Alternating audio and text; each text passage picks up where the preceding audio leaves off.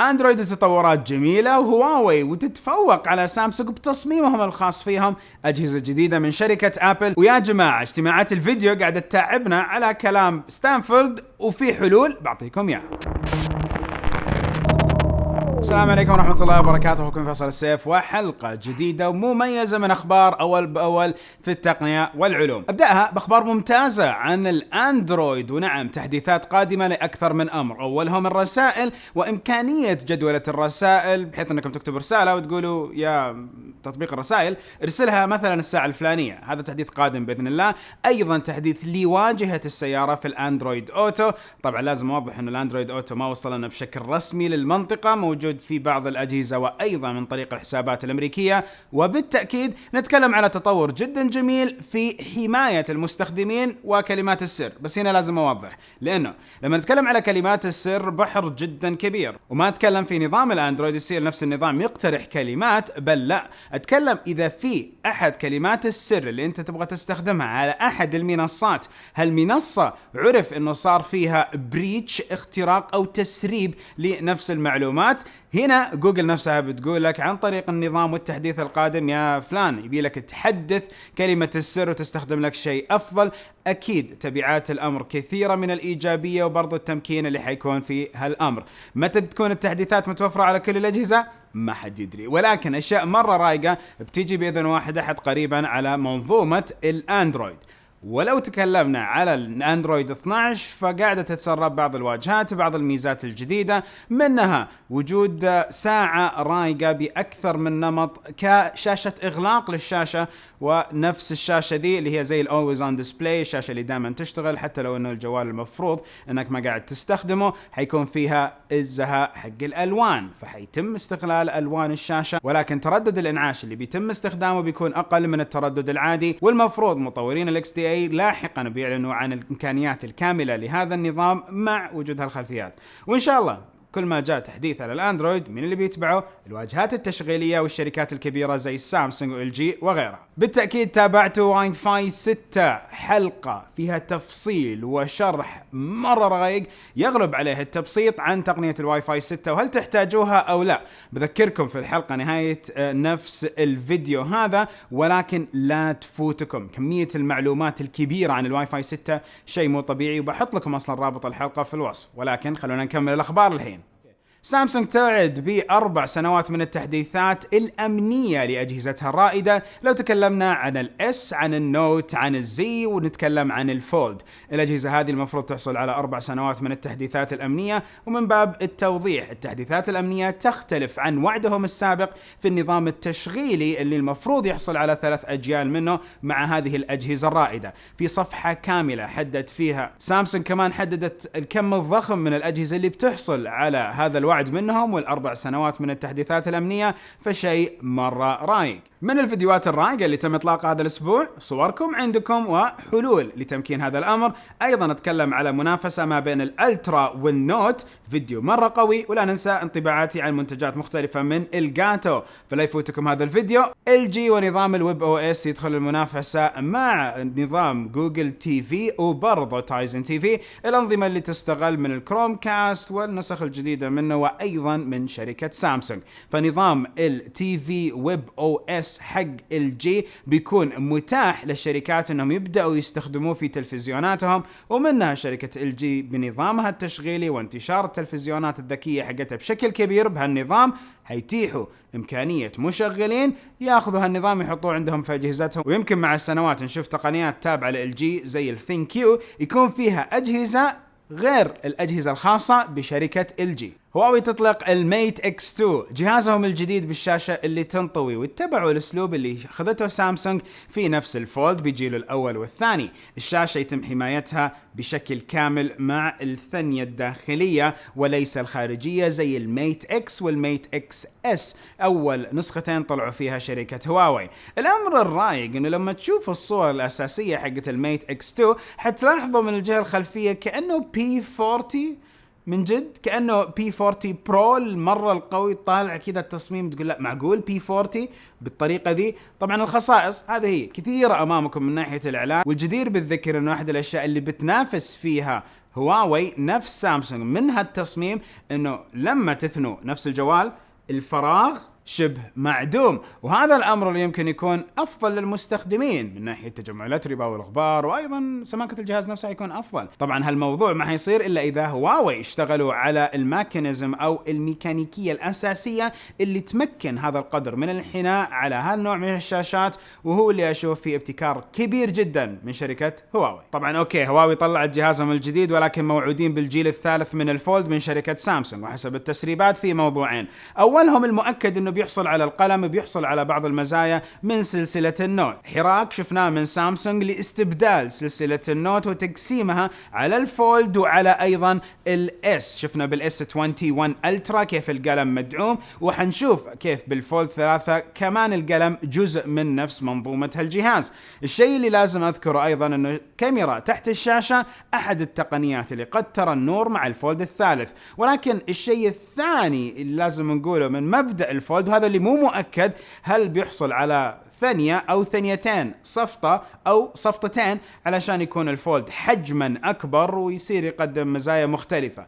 إن صح الأمر وكان بهالحجم يمكن ننتقل لفئة جديدة من الجوالات اللي تنطوي، وأتمنى سامسونج تبدأ النهج اللي بدته قبل سنتين في إنها تطلق أكثر وأكثر وأكثر تقنيات جديدة تسبق فيها الناس كلها. كذا شيء حلو من سامسونج نفسه. لا، ويمكن جوجل كمان تدخل المنافسة مع الجوالات اللي بشاشات تنطوي، ونعرف انه البيكسل حينزل بنسخة قابلة للثاني للطي نفسها. فهنا نعرف انه جوجل لو جابوا النظام الخام وطوروه، بالذات لما يكون اندرويد 12 مع جوال جديد بفئة جديدة، هنا في أكثر من تأكيد. أولهم إنه جوجل بتدخل المنافسة بشكل قوي، لأنه عندهم النظام الخام وعندهم كاميرا أثبتت جدارتها ببطولة مو مسبوقة.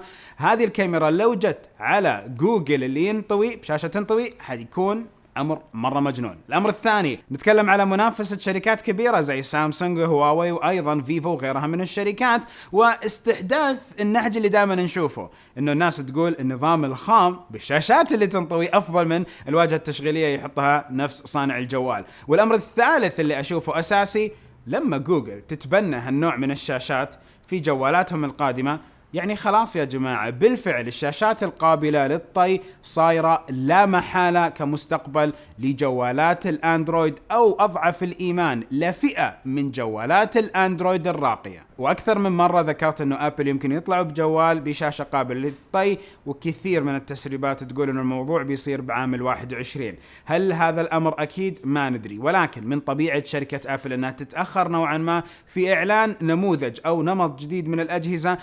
كثير من الأحيان تكون الشركات الأخرى سبقتهم وبعدين لا طلعوا يحاولوا يحطوا فيه صبغتهم الخاصة من الابتكار. وإن صح الأمر وجت أبل وطلعت الشاشات القابلة للطي، يمكن أيضا يتم استبدال بعض اللوحيات والعين على الآيباد ميني بأنه يكون بنمط الشاشة القابلة للطي. فنعرف أنه الآيباد ميني هو بديل للفولد من وجهة نظر شركة أبل. فسامسونج عندهم الفولد، يمكن الايباد ميني يكون هو الجوال القابل للطي من شركة أبل، واللي يعطينا تابلت وجوال طولي. يمكن، ما ندري، ولكن السنوات اللي قدام إن شاء الله نشوف التقنيات وش بيصير فيها من أبل، وهل بتقدر تتبع الباقيين أو لا بتطور تقني كبير في الشاشات. نوعين من أجهزة اللابتوبات أيضا قادمة من شركة أبل. فأولا لو تكلمنا عن الأبل ماك بوك برو لعام 21، قد يحصل على منافذ إضافية تفكنا وتريحنا من استخدام الأدابترات القطع الخارجية اللي تعطينا منافذ أكثر من منفذين USB Type C. يعني لو الواحد استثمر مبلغ فوق 10,000 في لابتوب يجي له فيه 4 منافذ USB Type C، طيب يا جماعة يعني معليش، أحس أنه لا محال الواحد بيشتري اكسسوارات، لأنه هالكم من المنافذ من نوع USB Type C وثندربولت 3 طبعا أكيد ما يكفي المستخدمين العاديين أو المستخدمين اللي عندهم متطلبات كبيرة على أجهزة البرو. فهنا إذا بالفعل جاء منفذ ال HDMI وقارئ كروت ال SD، حنعرف أنه الجهاز بدون اكسسوارات حيكون حل ممتاز لكثير من المستخدمين ومحبين أجهزة الماك بوك برو.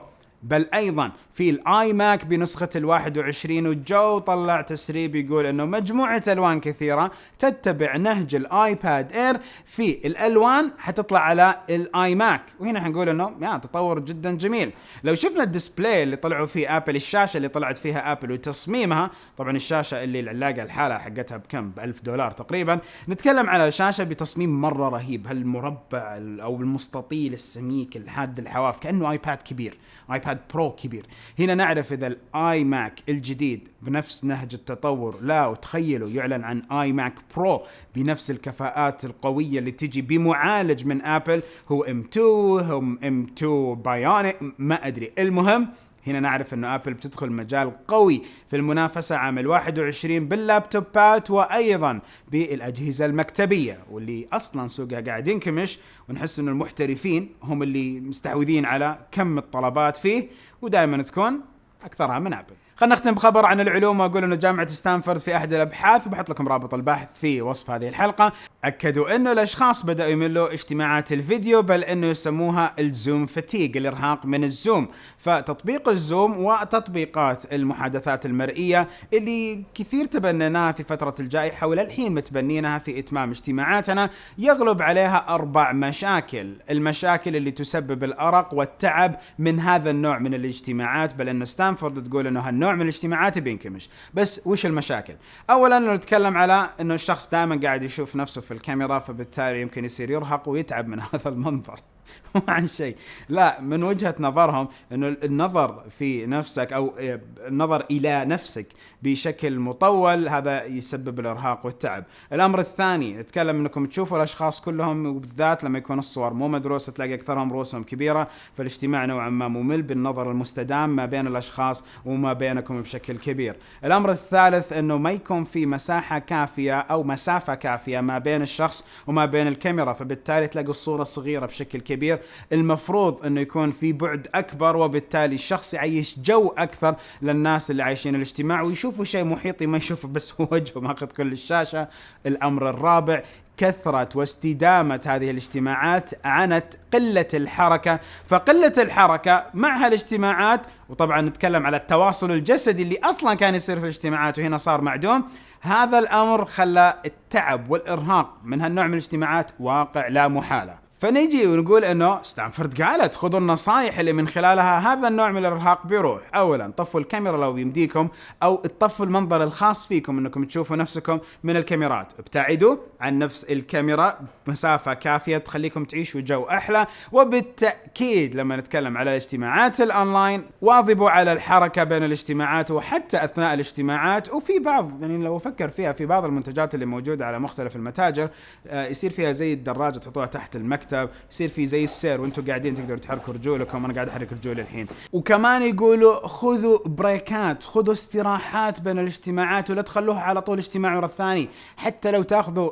استراحة في نصف الاجتماع. على فكرة نعم هذا جهاز ماك شغال بكل بصراحة، ما ادري ليش الشطحة ورحت للموضوع هذا الحين. الفكرة انه ستانفورد تقول حاولوا تريحوا نفسكم اكثر في هذا النوع من الاجتماعات، وتمموا ال3 نصائح اللي قلت لكم عليها، ومنها ان شاء الله اجتماعاتكم القادمة بتكون اجمل، وإن شاء الله ويكندكم وعطلة نهاية الأسبوع كمان تكون جميلة للجميع بإذن واحد أحد. نهاية الحلقة وكل حلقة أذكركم أنكم تكونوا مشتركين في القناة وفعلين التنبيهات. والحين يمديكم تروحوا وتشوفوا فيديو الواي فاي 6، شرحت التقنية وقلت لكم متى تقدروا تتبنوا الواي فاي 6، وفي كم معلومات مرة جميل بإذن واحد أحد.